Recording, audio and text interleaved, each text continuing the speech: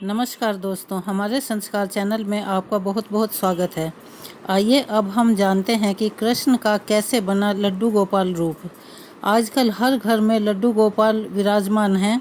उनकी खूब सेवा खातिरदारी की जाती है, उनके साथ खूब अच्छे से समय भी बिताया जाता है, उनकी सेवा भी की जाती है। लेकिन क्या हर किसी को ये पता है कि उनका लड्डू गोपाल नाम कैसे पड़ा? चलिए आज इस कहानी के द्वारा हम जानते हैं कि कृष्ण का लड्डू गोपाल अवतार कैसे हुआ।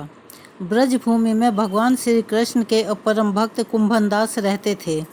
कुंभनदास का एक पुत्र था रघुनंदन।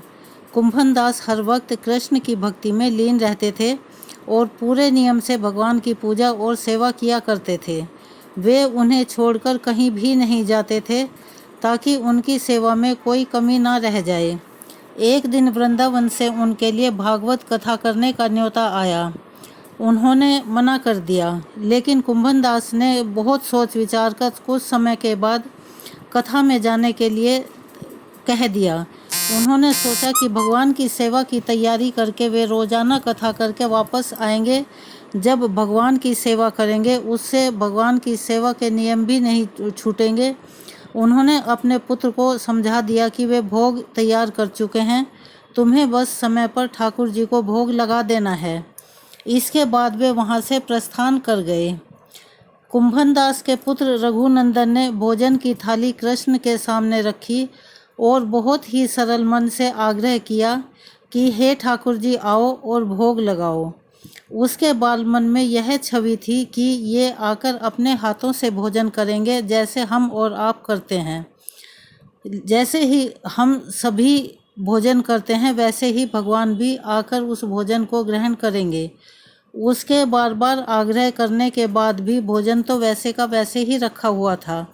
अब रघुनंदन उदास हो गया और जोर जोर से रोने लगा। उसने फिर रोते हुए हाथ जोड़कर पुकारा, हे कृष्ण आओ और भोग लगाओ। कहते हैं ना, जो सच्चे हृदय से भगवान को पुकारता है तो भगवान को आना ही पड़ता है। रघुनंदन की इस पुकार के बाद भगवान कृष्ण ने बालक का रूप धारण किया और भोजन करने के लिए बैठ गए। जब कुंभनदास ने घर आकर रघुनंदन से प्रसाद मांगा तो उसने कह दिया कि ठाकुर जी ने सारा भोजन खा लिया। कुंभनदास को लगा बच्चे को भूख लगी होगी, वही सारा भोजन खा गया होगा। लेकिन अब तो ये रोज की बात हो गई। अब कुंभनदास को शक होने लगा तो उन्होंने एक दिन लड्डू बनाकर थाली में रखे और छुपकर देखने लगे कि रघुनंदन क्या करता है। रघुनंदन ने रोज की तरह ही भगवान कृष्ण को पुकारा तो वे बालक के रूप में प्रकट होकर आए और अपने छोटे छोटे हाथों से लड्डू खाने लगे। यह देखकर कुंभनदास दौड़ते हुए आए और प्रभु के चरणों में गिरकर विनती करने लगे। उस समय कृष्ण के एक हाथ में लड्डू और दूसरे हाथ वाला लड्डू मुख में जाने को ही था कि वे एकदम से वहीं जड़ हो गए, मूर्ति के रूप में विराजमान हो गए। उसके बाद से ही उनकी इसी रूप में पूजा की जाने लगी और वे लड्डू गोपाल कहलाए जाने लगे।